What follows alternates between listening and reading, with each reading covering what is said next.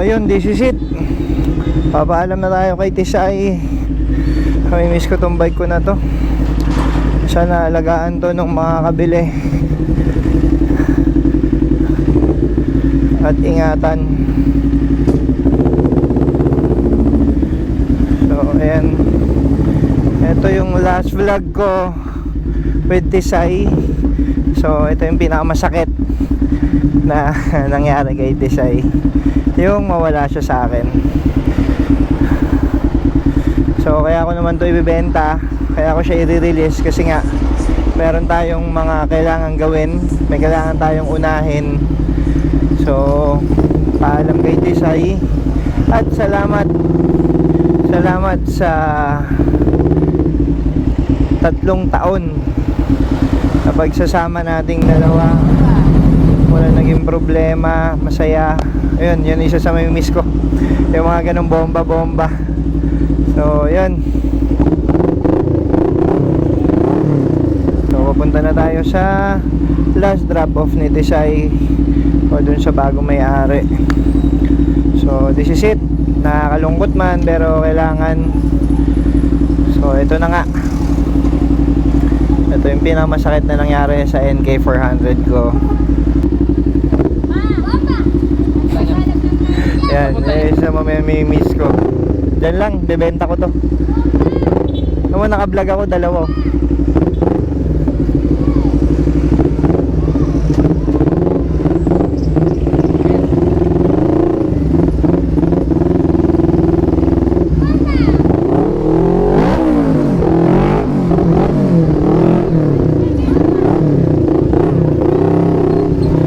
So yun yung mga mamimiss ko, yung mga batang ganon. Ay nako.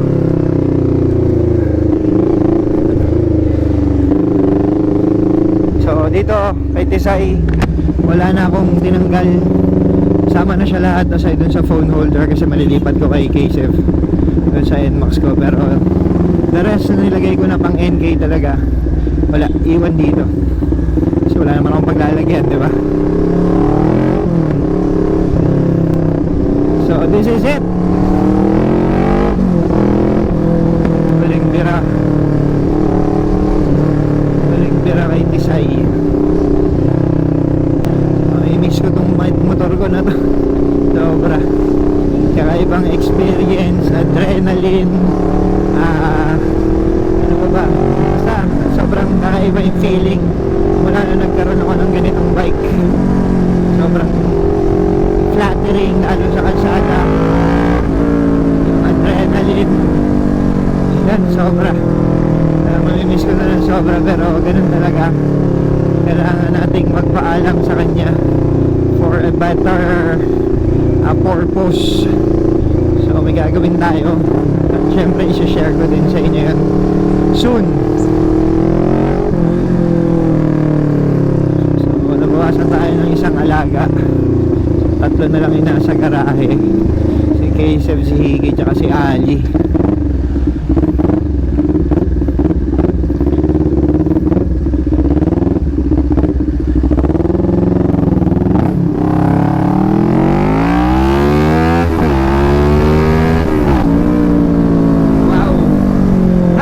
Nakakamiss, damn it.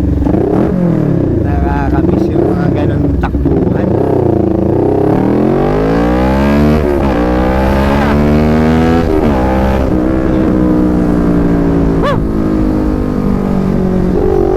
Medyo matagal-tagal bago natin ma-experience ulit yung ganyan. Pero promise, kukuha ulit tayo ng isang malaking bike.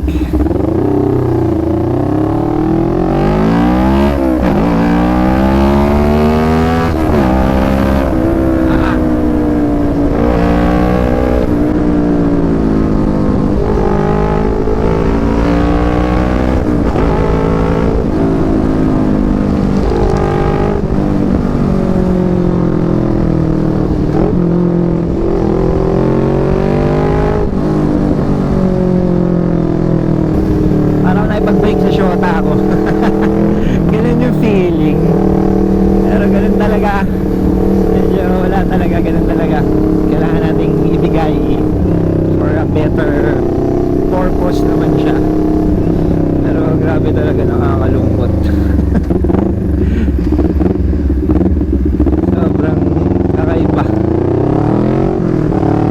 Kakaiba yung feeling.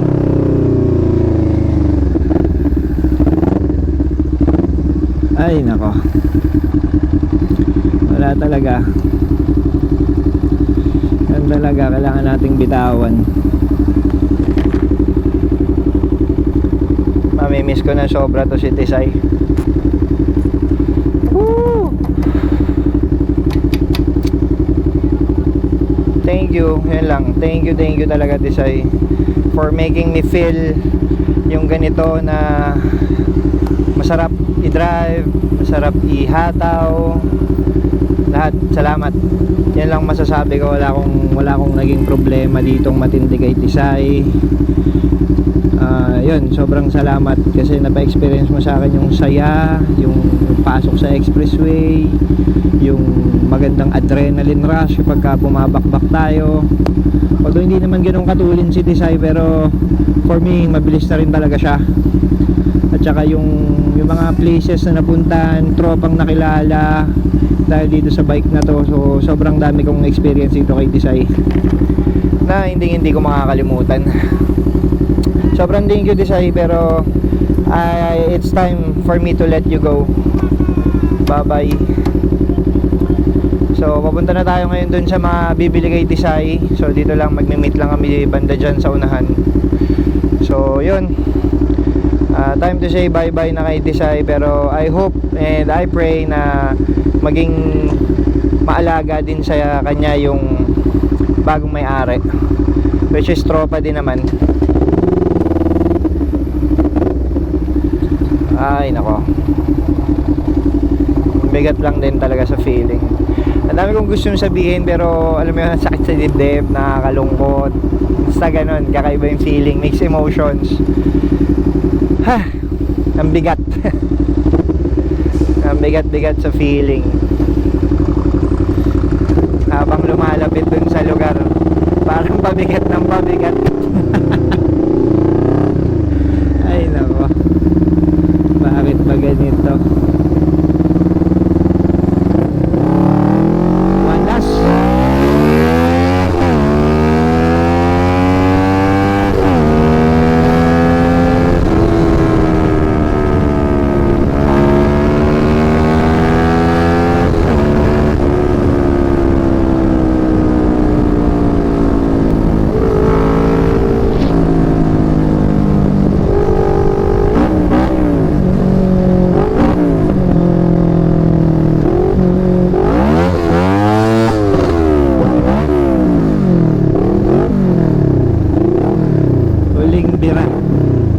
Huling bomba kay Tisay. So ayan, dito kami mag-meet. Kausap ko siya kanina, kumakain pa daw sila. Pero yun,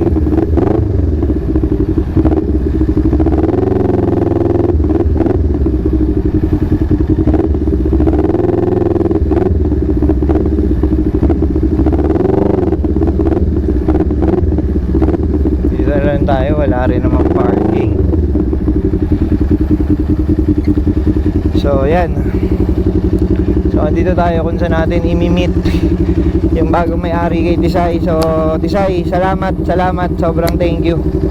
Mamimiss kita ng sobra. Yung kaseksihan mo, yung power mo, basta sobrang thank you.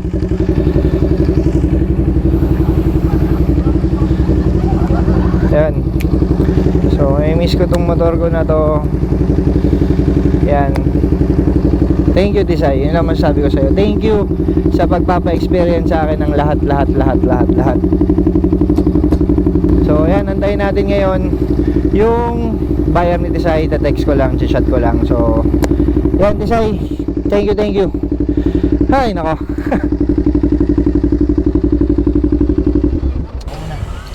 So yun, nandito na, tumating na yung tropa natin kukuha kay Tisay. So lalo na nadagdagan yung lungkot ko kasi mawawala na si Tisay sa akin. So ayan yung utol ng tropa. So yan, ito na, i-check na lang muna saglit, explain lang din konti kung ano ba yung, kasi first bike no? First bike niya, so yun. At least sa tropa na punta, sa utol ng tropa na punta. Ayan, medyo nag-discuss lang kami ng konti regarding kay Tisay. So, explain ko lang sa kanya kung ano mga nakalagay dito. Tapos, yun, pirmahan kami, check na lang din yung papel. So, ito walang kakabaka-baka to kasi tropa ko yung utol nito. Kaya, legit naman, wala nang problema dyan. First owner. Ito. So, yan. Papirma na lang agad. So, pirmahan muna kami. Ito yun. Oh, ito yung bagong na. Golden ka rin na lang yun. Guys, yung usip ko siya.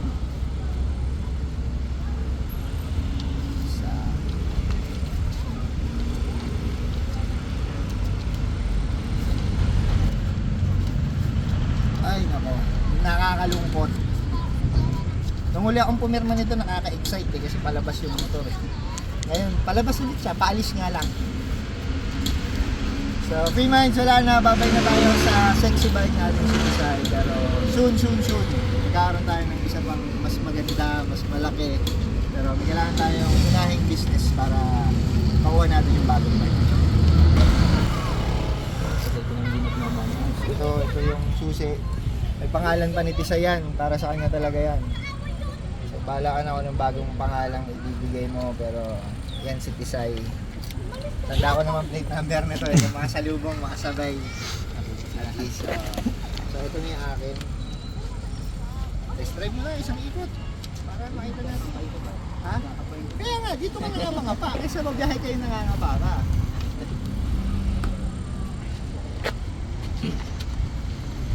Cambio, 1 down, 5 up.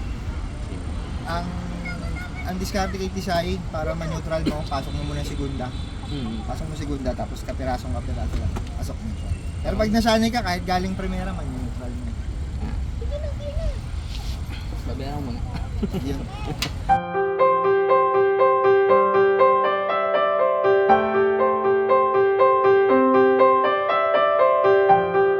Bye-bye, Tisay. Bye-bye.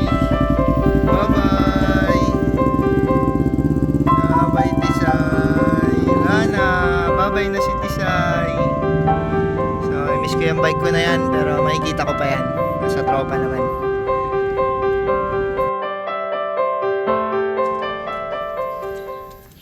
Biglang luwag yung garahe ko ah. So, ayan, wala na si Tisay. Game over na kay Tisay. Nasa ibang pag-aari na siya. So, 3 na lang alaga natin ngayon. Si Kaiser, si Ali, tsaka si Hiki. So, ganun talaga. Pero nakakamiss na walang nakalagay na motor dito. And yun lang.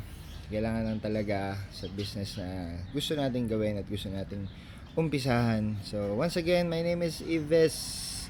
And this is how my free mind talks. Peace out.